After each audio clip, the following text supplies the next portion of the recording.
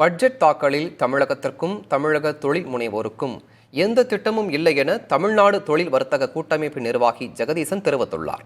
அவரிடம் நமது செய்தியாளர் நடத்திய நேர்காணலை தற்போது பார்க்கலாம்.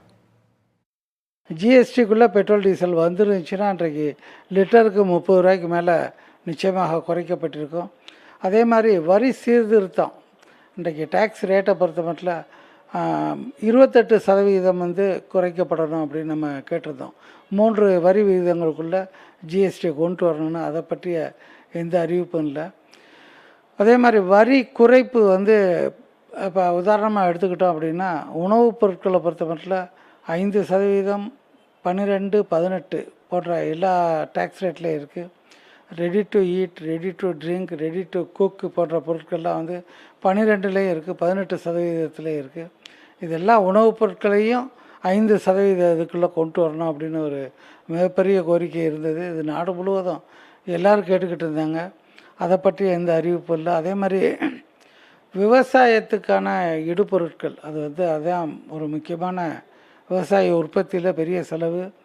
இன்றைக்கு விதைகளுக்கு 0% இருக்குது வரி விலக்கில்.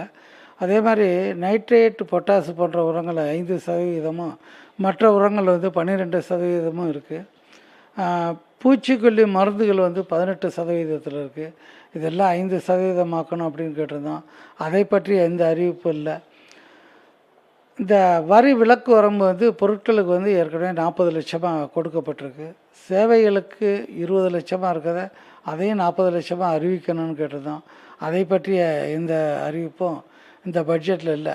மொத்தத்தில் தொழில் வணிகத்துறையினரை பொறுத்தப்பட்டில் எதிர்பார்த்த அறிவிப்புகள் எதுவுமே இல்லை. தமிழகத்துக்கு இப்போ அறிவிக்கப்பட்ட எந்த திட்டங்களுக்கான நிதி ஒதுக்கீடும் இந்த இதில் பண்ணலை. அது விமான மேம்பாட்டு திட்டமாக இருக்கட்டும், மெட்ரோவான திட்டமாக இருக்கட்டும், எந்த இதுக்கும் இல்லைங்கிறது ஒரு மிகப்பெரிய ஏமாற்றம்.